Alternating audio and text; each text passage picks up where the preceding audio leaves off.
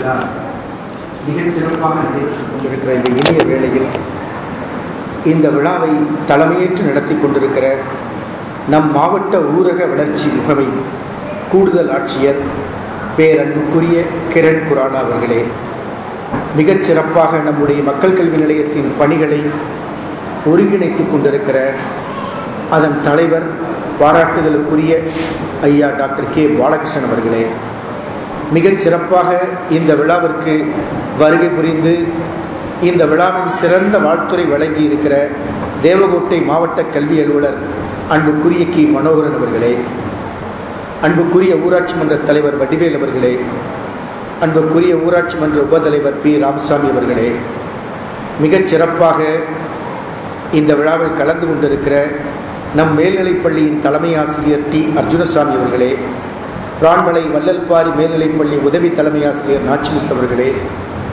வருகை புரிந்திருக்கிற பயிற்சியாளர்களே, பயிற்சி ஆசிரியர் பெருமக்களே, இந்த இனிய வேளையில் நம்முடைய ஐயா டாக்டர் பாலகிருஷ்ணன் அவர்கள் உலக எழுத்தறிவு தின விழாவை நம் மக்கள் கல்வி நிலையம் கொண்டாட வேண்டும் என்ற பேரார்வத்தோடு பெரு விருப்பத்தோடு நம்மிடம் உலக எழுத்தறிவு தினத்தின் நாள் செப்டம்பர் 8ஆம் தினம் நான் கொண்டாட வேண்டும் என்று கேட்டார்கள்.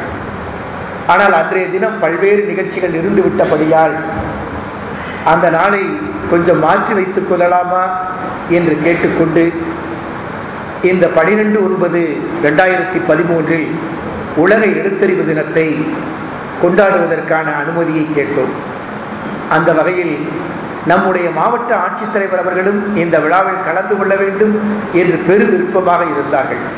பல்வேறு பணிகளுக்கிடையே நம்முடைய கூடுதல் ஆட்சியர் அவர்களை இந்த விழாவில் கலந்து கொள்ள நமக்காக கலந்து கொள்ள நம்மிடம் வேண்டுகோள் விடுத்திருக்கிறார்கள்.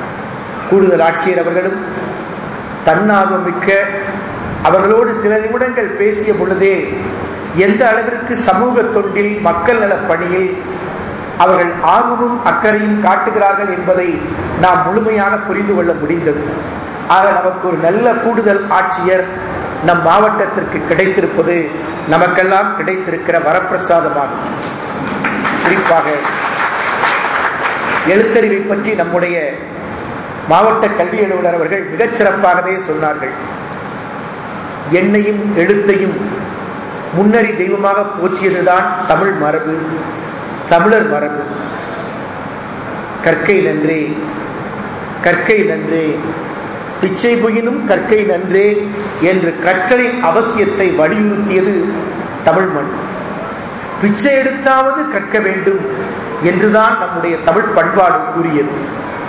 அந்த நிலைப்பாட்டில் தான் பாரதி அருமையாக சொல்வார், கோவிலை கட்டுவது, கும்பாபிஷேகம் செய்வது, இவையெல்லாம் விட ஒரு கோடி புண்ணியம் உண்டு. எது அந்த கோடி புண்ணியம் என்று கேட்டபோது பாரதி தெளிவாய் சொன்னான், ஏழைக்கு எழுத்தறிவி. மக்கள் கல்வி நிலையம் பாரதி அல்ல, நேற்று கொண்டாடிய மகாகவி பாரதி. நேற்றுத்தான் மகாகவி பாரதியின் பிறந்த தின விழா.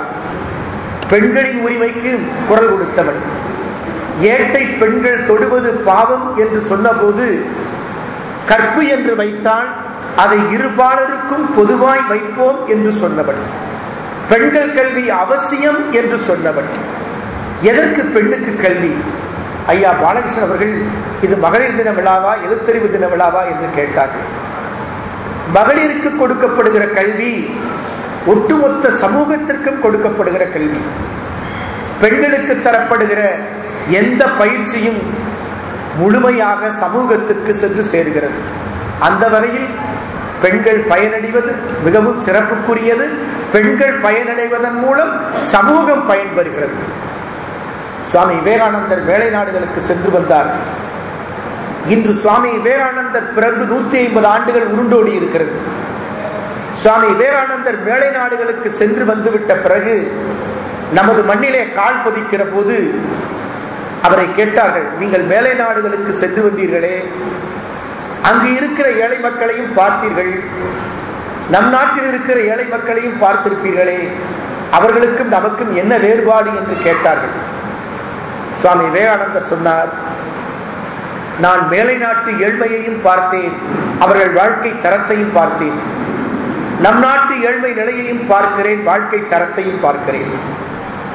தாழ்ந்த நிலையில் உள்ள நம் மக்களை உயர்த்துவதற்கு என்ன வழி என்று நான் தீர ஆய்ந்தேன்.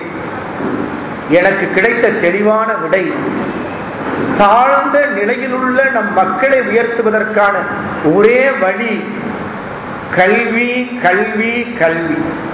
கல்வி ஒன்றுதான் நம் தேசத்தை உயர்த்த முடியும் என்று ஆன்மீகத்தின் தளத்தில் நின்று சுவாமி விவேகானந்தர் முழங்கினார். அதைத்தான் நம்முடைய மகாசன்னிதானம் குன்றக்குடி அடிகள் பெருமான் ஒரு குக்கிராமத்தில், குன்றக்குடி என்பது ஒரு குக்கிராமம், இந்த கிராமத்தில் தொடக்கப்பள்ளி முதல் கல்லூரி வரை இன்று பெண்களுக்கான கல்வியியல் கல்லூரி செயல்பட்டுக் கொண்டிருக்கிறது.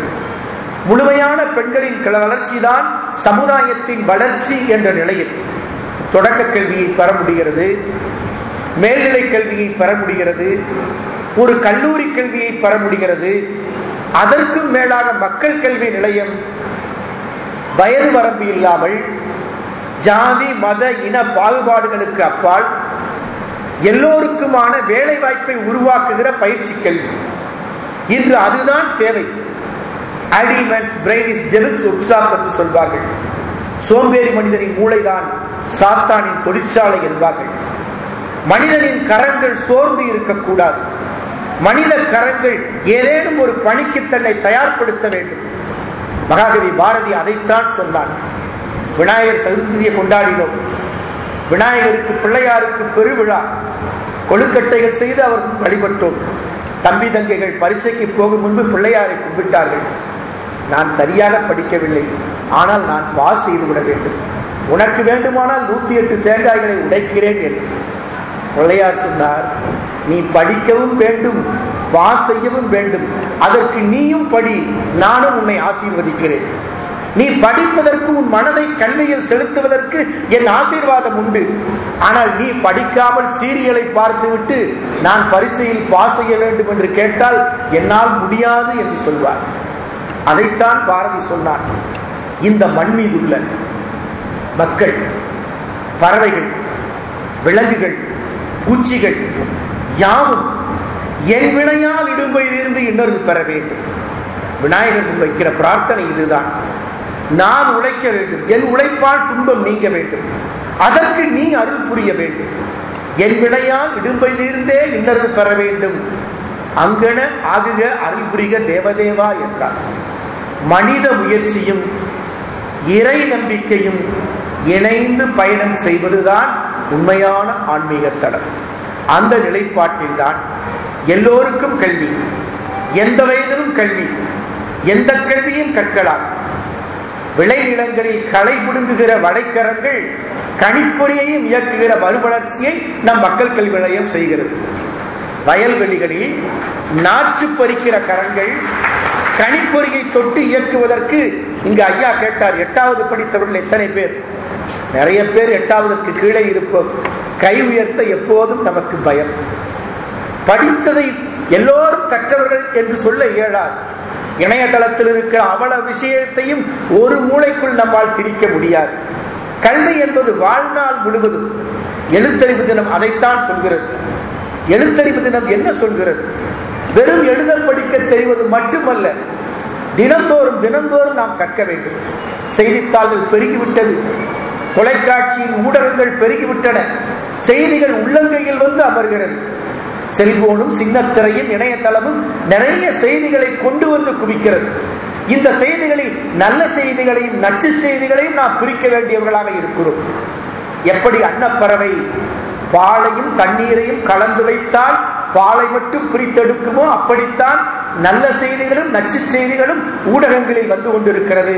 அதில் நல்ல செய்திகளை மட்டும் நாம் பிரித்தெடுக்க வேண்டியவர்களாக இருக்கிறோம்.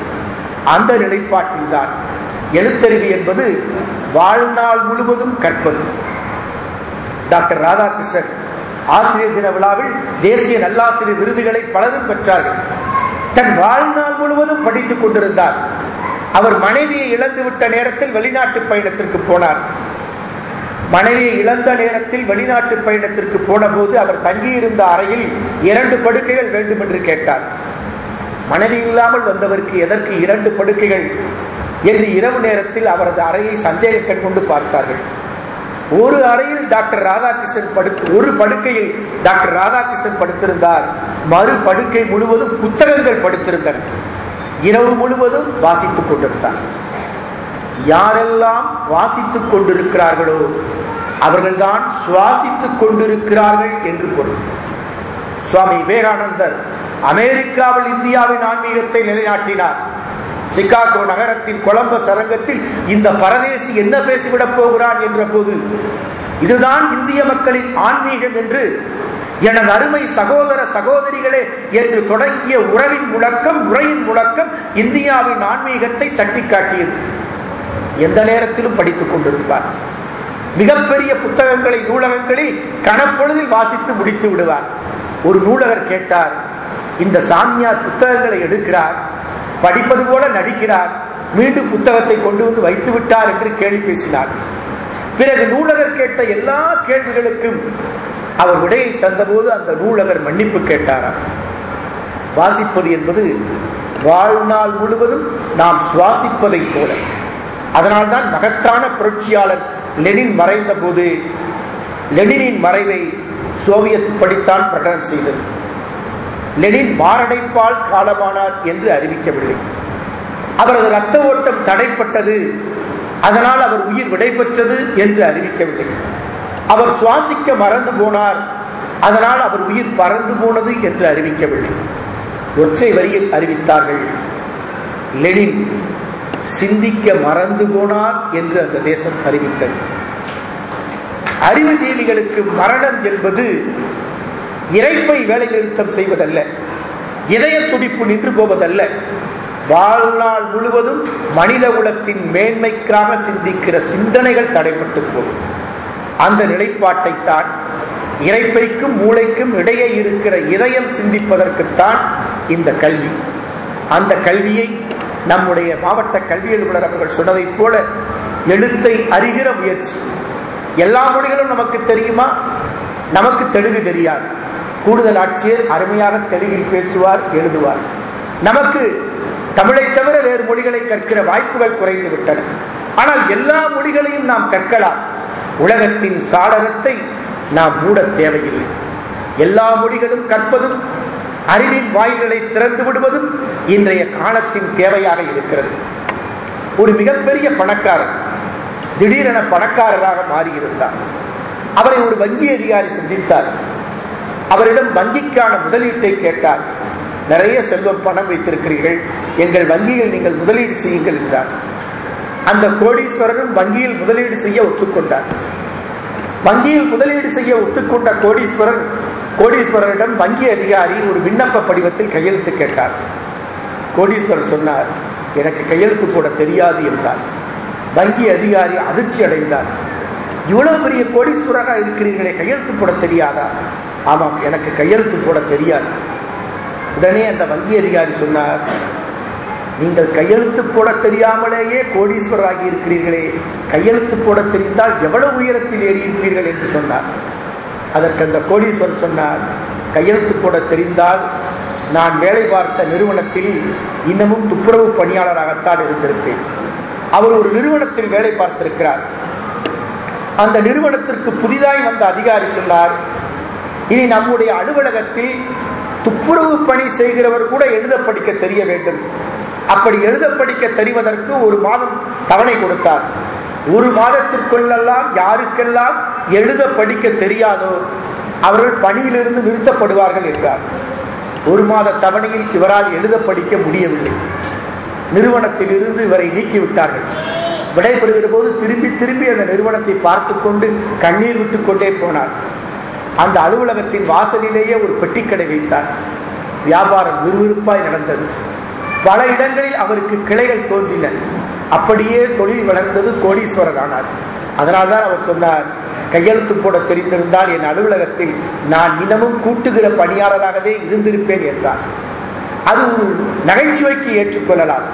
ஆனால் வாழ்க்கை முழுவதும் பயணிப்பதற்கு எழுத படிக்க தெரிவது மட்டுமல்ல, உலகத்தினுடைய நாட்டு நடப்புகளோடு நாம் இணைந்து சிந்திப்பது தேவைப்படுகிறது.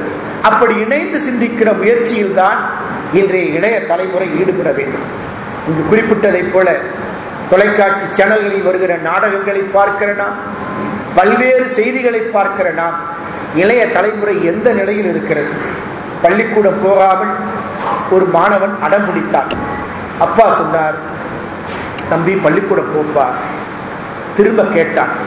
நாற்காலியில் சாய்ந்து கொண்டு கால் மேல் கால் போட்டுக் கொண்டு அப்பாவிடம் எதிர்கேள்வி கேட்டான். பள்ளிக்கூடம் போனா அப்பா திரும்ப சொன்னார், நல்லா படிக்கலாம். அவன் எதிர்த்து கேட்டான், நல்லா படித்தால் உனக்கு நல்ல வேலை கிடைக்கும், நல்ல வேலை கிடைத்தால் பதவிகள் கிடைக்கும், நல்ல பதவிகள் கிடைத்தால் உனக்கு பணி உயர்வுகள் வரும், பணி உயர்வுகள் வந்த பிறகு உனக்கும் நல்ல இடத்தில் திருமணம் நடக்கும், திருமணம் நடந்த பிறகு உனக்கும் குழந்தை குட்டிகள் பிறக்கும், பிறகு அவர்களையும் நீ படிக்க வைத்து ஆளாக்கலாம், பிறகு சாய்வாக ஓய்வு நாற்காலியில் சாய்ந்து கொண்டு ஓய்வாக கால் மேல் கால் போட்டுக் கொண்டு காலாட்டி இருக்கலாம் என்றார் அப்பா. மகன் சொன்னான், அப்பா போப்பா, இப்போதே நான் நாற்காலியில் சாய்ந்து கொண்டுதான் கால் மேல் கால் போட்டு ஆட்டி கொண்டிருக்கிறேன், இதற்கு எதற்கு இவ்வளவு கஷ்டப்படணும் என்று கேட்டான். இளைய தலைமுறை உழைக்காமலேயே மகிழ வேண்டும் என்று ஆசைப்படுகிறார்கள். இந்த நிலைப்பாடுகளிலிருந்து நாம் எப்போது விடைபெறுகிறோமோ அந்த விழிப்புணர்வைத்தான் நம் கல்வி தருகிறது. குறிப்பாக பெண்கள் பெறுகிற கல்வி சமூகத்திற்கு விழிப்புணர்வை தருகிறது, ஆணுக்கும் பெண்ணுக்கும் இணையான மகத்துவத்தை தருகிறது, சமத்துவத்தை தருகிறது. சமத்துவத்தை தருவதோடு மட்டுமல்லாமல் ஒரு குடும்பத்தை முன்னேற்றி சமுதாயத்தின் பங்களிப்பில் கரைந்து நிற்க வருகிறது. ஒரு வீட்டு வாசலிலே ஒரு பிச்சைக்காரன் வந்தார். அம்மா தாயை பிச்சை போடி என்றான். அந்த வீட்டு அம்மா வெளியே வந்தார். பிச்சைக்காரனுக்கு உணவை போட்டார். சாப்பாட்டை வாங்கி கொண்டு அந்த பிச்சைக்காரன் அந்த வீட்டுக்கு எதிரே இருக்கிற மரத்தடியில் போய் உட்கார்ந்து சாப்பிட ஆரம்பித்தார். கொஞ்ச நேரத்தில் மீண்டும் அந்த வீட்டு வாசலுக்கே வந்தார். அந்த அம்மையாரின் கணவர் சாய்வு நாற்காலியில் சாய்ந்து பேப்பர் படித்துக் கொண்டிருந்தார் திண்ணையில். அம்மா தாயே என்று பிச்சைக்காரன் மீண்டும் கூப்பிட்டார். அந்த அம்மா வெளியே வந்தார் கோபமாக. இப்போதுதானே உனக்கு பிச்சை போட்டேன், அதற்குள் வேகமாக வந்து விட்டாயே, என்ன இப்போதுதானே பிச்சை வாங்கிவிட்டு போனாய் என்று கோபமாக கேட்டார். பிச்சைக்காரன் சொன்னான், நான் இப்போது சாப்பாடு வாங்க வரவில்லை அம்மா, இதெல்லாம் ஒரு சாப்பாடா, இதை மனுஷன் சாப்பிடுவானான்னு சொல்லிட்டு போக வந்தேன் என்றான். அந்த அம்மையாருக்கு வந்தது கோபம். திண்ணையில் செய்தித்தாள் படித்துக் கொண்டிருந்த கணவனை காட்டி, நான் சமைத்து போடுகிற சாப்பாட்டை 30 வருடமாக எதுவும் பேசாமல் சாப்பிடுகிறார் என் கணவன், நீ இன்று பிச்சை எடுத்து விட்டு என் சாப்பாட்டை குறை சொல்கிறாயா என்று அந்த அம்மையார் கோபமாக கேட்டார். பிச்சைக்காரன் சொன்னார், அவர்தானம்மா சொன்னார், நான் தான் சொல்ல முடியவில்லை, நீயாவது சொல்லிவிட்டு போ என்று சொன்னார் என்றான். இப்படித்தான் இன்றைக்கு வாழ்க்கை நகர்ந்து கொண்டிருக்கிறது. பெண்களுக்கான விழிப்புணர்வை, பெண்களுக்கான தங்களுடைய எல்லா நிலைப்பாடுகளிலுமான விழிப்புணர்வை அவர்கள் பெறுவதற்கு பெண் கல்வி அவசியம். பெண் கல்வி மட்டுமல்ல, சமூகத்தின் ஒட்டுமொத்த கல்வியும் அவசியம். அதைத்தான் மாவட்ட கல்வி அலுவலர் அவர்கள் அருமையாக சொன்னார்கள். குறிப்பாக பாரதிதாசன் சொன்னதைப் போல உலகியலின் அடங்களுக்கு துறைதோறும் நூல்கள், ஊரறியின் தமிழில் சலசலவென பாய்ச்சிடும் திசை நோக்கி நகர வேண்டும் என்று சொன்னதைப் போல உலக அறிவை நம்முடைய அறிவாக ஆக்கிக்கொள்ள வேண்டுமென்றால், உலகத்தின் வேகத்தோடு நாம் இணைந்து பயணிக்க வேண்டுமென்றால், அறிவியல் தொழில்நுட்பத்தை நாம் உள்வாங்கிக் கொள்ள வேண்டுமென்றால் அனைவருக்கும் கல்வி என்பது அவசியம். அதை நாட்டின் சட்டங்கள் இன்று வலியுறுத்தி கொண்டிருக்கின்றன. அத்தியாவசிய கல்வி சட்டம் வந்துவிட்டது. ஆனால் அந்த சட்டங்களுக்கு ஏற்றவாறு சமூகம் விழிப்புணர்வு பெற்றிருக்கிறதா?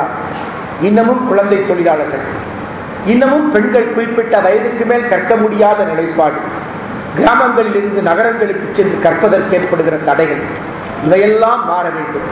எழுத்தறிவு என்பது எழுத்தை எழுத்துக்கூட்டி வாசிப்பது மட்டுமல்ல, வாழ்க்கையும் கற்பது. வாழ்க்கையை கற்பதற்கு ஒரே வழி கல்வி மட்டும்தான் என்பதை இன்றைய சமூகம் முழுமையாக உணர்ந்து கொள்ள வேண்டும். ஒரு தாய் தந்தையர் தங்கள் குழந்தைகளுக்கு சொத்துக்களை சேர்த்து தருவதை விட அறிவாகிய சொத்தை தருவதுதான் இன்றைய காலத்தின் தேவை. உலக நாடுகளில் வளர்ச்சியடைந்த நாடுகள் தங்கள் நாட்டு மக்களுக்கு கல்வி அறிவை போதிப்பதில் காட்டுகிற அதிதீவிர அக்கறையில்தான் அந்த நாடுகள் வளர்ச்சி பாதையில் நடைபோட்டுக் கொண்டிருக்கின்றன. நம் நாடு வளர்ச்சி பாதையில் வேகமாக நடைபோட வேண்டும் என்றால், நாடு விடுதலை அடைந்த போது 14% தான் எழுத்தறிவு இருந்தது. இன்று அது பன்மடங்கு வளர்ச்சியை பெற்றிருக்கிறது. அறிவொளி திட்டம், வளர்கல்வி திட்டம் என்ற பல திட்டங்கள், குறிப்பாக நம்மை போன்ற தொண்டு நிறுவனங்கள் நடத்துகிற எழுத்தறிவின்மையை போக்குகிற திட்டங்கள் கடைக்கோடி மக்களை சென்று சேர்ந்திருக்கிறது. மக்கள் கல்வி நிலையம் எழுத்தறிவின்மையை போக்குவதோடு மட்டுமல்லாமல் கைத்தொழிலையும் கற்றுத்தந்து ஒவ்வொருவரையும் தனி மனிதரையும் ஸ்கில் லேபர் என்று சொல்லக்கூடிய நிலைக்கு உயர்த்துவதுதான், தனிநபரின் வாழ்க்கை தரத்தை உயர்த்துவதுதான் மக்கள் கல்வி நிலையத்தின் குறிக்கோளுக்கு கிடைத்த மகத்தான வெற்றியாகும். அந்த வெற்றி மென்மேலும் தொடர அதை முழுமையாய் நீங்கள் பயன்படுத்திக் கொள்ள நம்முடைய கூடுதல் ஆட்சியர் அவர்களும் மாவட்ட ஆட்சியர் அவர்களும் தங்களுடைய பல்வேறு பணிகளுக்கிடையே இன்றும் நேற்றும் நெருக்கடியான பணிகள், அதையும் தாண்டி மக்கள் கல்வி நிலையத்தின் உங்களுடைய பணிகளுக்காக இன்று அவர்கள் கலந்து கொண்டதற்கு உங்கள் சார்பில் அவர்களுக்கு நன்றியை தெரிவித்து அனைவருக்கும் வாழ்த்துக்களும் நன்றிகளும் கூறி, எல்லா சமயங்களும் கல்வி கற்கச் சொல்கின்றன, எல்லா மார்க்கங்களும் கல்வி கற்பி என்று வலியுறுத்துகிறது. அந்த நிலையை நாம் எடுத்துக்கொண்டு எல்லோரும் எல்லாம் பெறுகிற நிலைக்கு பயணிப்போம் என்று சொல்லி அனைவருக்கும் வாழ்த்துக்கள் நன்றிகள் தெரிவித்து விடைபெறுகிறேன். நன்றி, வணக்கம்.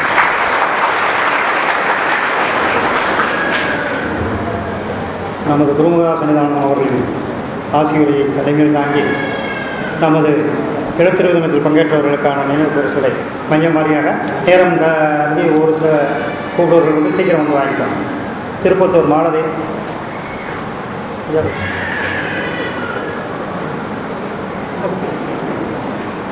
திருக்குளக்கோடி பூங்கொடி, கொத்தமங்கலம் உதயம்மை, அங்கே வாங்க வரிசையாக வந்துடுங்க. திருப்புவனம் ஈஸ்வரி, ராஜகம்பீரம் மதிவொலி.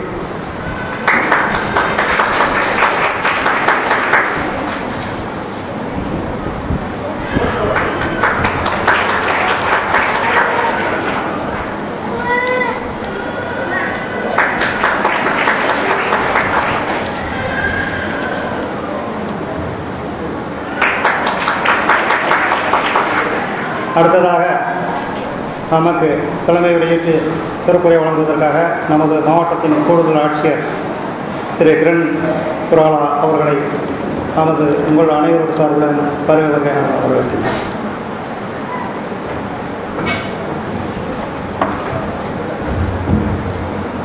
அனைவருக்கும் வணக்கம்.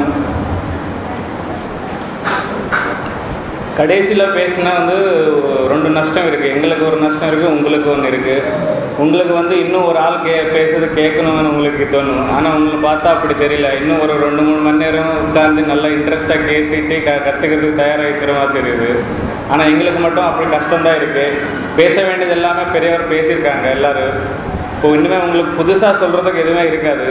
இருந்தாலும் சுருக்கமாக நான் என்ன இந்த உலக எழுத்தறிவு தின விழாவில் வந்து நான் எதுக்கு இம்பார்ட்டண்ட்டாக நினச்சிருக்கேன் அது மட்டும் உங்களுக்கு சொல்லிடுறேன்.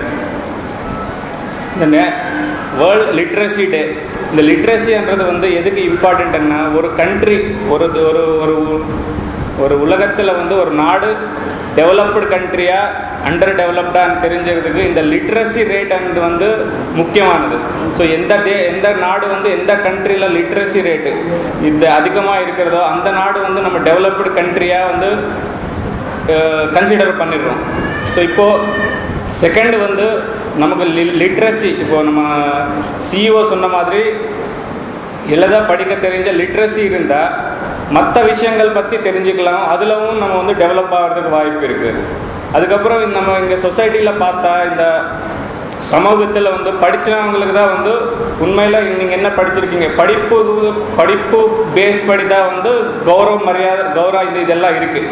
சொசைட்டி நல்லா படிச்சிருக்காங்க, அவர் நல்லா படிச்சிருக்காங்க, நல்லா வேலை செய்கிறாங்க. ஸோ படிப்புக்கு தான் வந்து மரியாதை கௌரவம் இருக்குது. ஸோ இந்த விஷயங்கள் பற்றி இது எடுத்து பார்த்தா ஸோ இந்த லிட்ரஸி டேக்கு வந்து ஒரு முக்கியமான இம்பார்ட்டன்ட் டே. ஸோ இதில் வந்து கலந்து கொண்டது எனக்கு ரொம்ப மிக சிறப்பாக இருக்குது. இப்போ ஒரு சிஇஓ சொன்ன மாதிரி நம்ம இந்த இந்தியா வந்து இப்போது 74%, அப்போ 74% லிட்ரஸி ரேட் இருக்குது. அப்படின்னா 100 பேரில் 74 பேர் படிச்சிருக்காங்க, 26க்கு வந்து படிப்பு தெரியாது. அதே தமிழ்நாடு எடுத்தால் 100 பேர் எடுத்தால் 80 பேர் படிக்க தெரிஞ்சவங்க, 20 பேருக்கு வந்து தெரியாதவங்க. இதுலவும் வேற கணக்கு இருக்குது. பெண்கள் எடுத்தால் 74 வந்து படிக்க தெரியுங்க, 86 வந்து படிக்க தெரிஞ்சவங்க மேல் ஆண்களில். இந்த கேப் வந்து நம்ம 12% வந்து நமக்கு பெண்களுக்கும் ஆண்களுக்கும் கேப் இருக்குது. இந்த கேப் வந்து கடைசி லாஸ்ட் 10 இயர்ஸில் ரொம்ப குறைஞ்சி வந்தது. இன்னொன்று டிஃப்ரென்ஸ் இருக்குது. கிராமீண பகுதியில் இருக்கிற பெண்களும் ஆண்கள், அர்பன் பட்டணம் வந்து அர்பன் ஏரியாஸில் இருக்கிற பெண்கள், இதுக்கு ஒரு கேப் இருக்குது. இதிலும் நம்ம கிராமீண பெண்கள் எடுத்தால் 65% மட்டும்தான் படிக்க தெரிஞ்சவங்க இருக்காங்க தமிழ்நாட்டில். அப்போது வந்து அதே ஆண்கள் எடுத்தால் 82% இருக்காங்க. அப்போது ஒரு 17% வந்து கேப் இருக்குது. இது வந்து நம்ம குறைக்க வேண்டிய சூழ்நிலை இருக்குது. அதனால தான் வந்து இங்கே இருக்கிற எல்லாரும் பெண்கள் தான் இருக்காங்க. ஸோ உமன் எஜுகேஷன் எவ்வளோ இம்பார்ட்டண்ட்டோ இதுபடியே நமக்கு தெரியுது. காந்தி சொன்னாங்க, ஒரு ஆள், நான் ஃபஸ்ட் இங்கிலீஷில் சொல்லிடுறேன், அதுக்கப்புறம் தமிழில் ட்ரை பண்ணுறேன். If you educate a man, it is education to person. If you educate a woman, it is education to the civilization. ஒரு ஆண்கள் படிக்க வச்சா அவரை ஒரு நபருக்கு மட்டும் படிப்பு கொடுத்த மாதிரி. அதே ஒரு பெண்கள் படித்தா ஒரு சிவிலைசேஷன், அப்படின்னா தமிழில் ஒரு பண்பாட்டுக்கே வந்து படிப்பு தெரிஞ்ச மாதிரி. ஸோ அப்படி காந்தி சொன்னார். ஸோ அதனால் வந்து உமன் எஜுகேஷன் அவ்வளோ இம்பார்ட்டண்ட்டு. இப்போது இன்றைக்கி டேட்டில் வந்து ஓன்லி வெறும் படிப்பு எழுத தெரிஞ்சால் வந்து லிட்ரஸி, கணக்குக்காக வந்து நம்ம லிட்ரஸியில் இருக்கோம். நமக்கு படிக்க தெரியும், எழுத தெரியும். ஆனால் வந்து அது வந்து நமக்கு போகாது. அதனால வந்து ஃபங்க்ஷனல் லிட்ரஸின்னு சொல்லி தான் அதில் தான் ஃபங்க்ஷனல் லிட்ரஸி தான் வேணும். இந்த ஃபங்க்ஷனல் லிட்ரஸியில் வந்து ரீடிங், ரைட்டிங் அண்ட் அர்த்தமேட்டிக்னா சின்ன கணக்கு போடுறது. நீங்கள் சம்பாதிக்க போகிறீங்க எல்லோரும். ஸோ அந்த நாட் ஓன்லி எழுதுறது படிக்கிறது, ஆனால் ஒரு சின்ன கணக்கு போடுறது, மேத்தமெட்டிக்ஸ், இதெல்லாம் தெரிஞ்சுக்கணும். செகண்டு வந்து இந்த லிட்ரஸி, ஃபங்க்ஷனல் லிட்ரஸியில் வந்து எதுக்காக நம்மளுடைய சூழ்நிலை இப்படி இருக்குது எனக்கு தெரிஞ்ச அளவுக்கு நமக்கு வந்து ரீசன், அறிவில் வந்து யோசிக்கிற அளவுக்கு கெப்பாசிட்டி இருக்கணும். சும்மா வந்து நம்ம இப்படி இருக்கோம், எதனால் இருக்கோம் தெரியாது, அப்படி நம்மளுடைய என்ன சொல்லுவாங்க, ஃபேட்டுன்னா கடுமையா ஃபேட் விதி. ஸோ விதி வந்து அப்படி இருக்கக்கூடாது. இந்த லிட்ரஸினால் வந்து நீங்கள் உங்களுடைய எளிமைக்கு இல்லை போவர்ட்டிக்கு, கஷ்டங்களுக்கு என்ன காரணம் ரீசன் தெரிஞ்சுக்க வேண்டிய சூழ்நிலைக்கு வந்து நீங்கள் தெரிஞ்சிக்க வேண்டும். அது பேஸ்டு படி தான் வந்து அடுத்த ஸ்கில் டெவலப்மெண்ட்டு. இந்த லிட்ரஸியில் வந்து இந்த ஸ்கில் டெவலப்மெண்ட்டும் ஒரு முக்கியமான பாட்டு. அது நீங்கள் எல்லோரும் வந்து ஸ்கில் டெவலப்மெண்ட் ட்ரைனிங்கை நான் இங்கே தெரிஞ்சுக்கிட்டேன். 5வது படிச்சினாலும் 8வது படிச்சினாலும் 10 படிச்சாலும் 12 படிச்சாலும் இந்த ஸ்கில் டெவலப்மெண்ட்டு இது இல்லைன்னா அவ்வளோ படிப்பு வேஸ்ட்டு தான். 10 படித்து 12 டிகிரி முடிச்சினாலும் வேலை இல்லை, சம்பாதிக்கிற அளவுக்கு அறிவு இல்லைன்னு சொன்னால் அது வேஸ்ட்டு தான் அந்த படிப்பு. ஸோ அதனால் ஸ்கில் டெவலப்மெண்ட்னு சொல்கிறது ஒரு முக்கியமான விஷயம். நீங்கள் எல்லாம் அதில் ட்ரைனிங் எடுக்கிறீங்க. என்னுடைய வாழ்த்துக்கள் உங்களுக்கு. 4வது வந்து இந்த லிட்ரஸி. இந்த 4வது லிட்ரஸியில் நாட் ஓன்லி ரீடிங்கு, ரைட்டிங், இந்த கணக்கு போடுறது மட்டும் இல்லாமல் ஒரு சொசைட்டிக்கு பற்றி வந்து ஒரு ஐடியா இருக்கணும். ஃபார் எக்ஸாம்பிள் வந்து நேஷ்னல் இன்டிகிரேஷன், ஒரு சுற்றுச்சூழல் பற்றி வந்து சுற்றுச்சூழல் பாதுகாப்பு, அதுக்கப்புறம் உமன் ஈக்குவாலிட்டி, சோஷியல் பிரச்சனை நிறைய இருக்குது. இது எல்லா பற்றியும் நமக்கு வந்து ஒரு தெரிஞ்சு இருக்கணும். ஸோ அது எல்லாம் சேர்த்து தான் வந்து ஒரு நபர் லிட்ரேட்னா தமிழில் ஸோ ஒரு நபர் கம்ப்ளீட்டாக 100% லிட்ரேட்னா இந்த எல்லா விஷயங்களும் வந்து நம்ம மைண்டில் இருக்கு, அந்த அளவுக்கு டெவலப் ஆனதான் அவரோட லிட்ரேட்னு சொல்ல முடியும். ஸோ நீங்கள் அந்த அடிப்படையில் லிட்ரேட் ஆகணும்னு நான் என்னுடைய எண்ணம். ஸோ இந்த விழாவுக்கு வந்து நீங்கள் உங்களுடைய பயிற்சி நல்லபடியாக முடித்து நல்ல வேலை வந்து சம்பாதிச்சு உங்கள் மூலமாக இன்னும் சில பேருக்கு ஒவ்வொரு ஆளும் ஒரு 10 நபருக்கு ஒரு 100 நபருக்கு வந்து இந்த விஷயங்கள் இந்த ஐடியா இதனுடைய இம்பார்ட்டன்ஸு கொண்டு போய் இன்னைக்கு நம்ம நடத்த விழாக்கு வந்து ஒரு மீனிங் கொண்டு வரணும்னு சொல்லி நான் விரும்புகிறேன். நன்றி, வணக்கம்.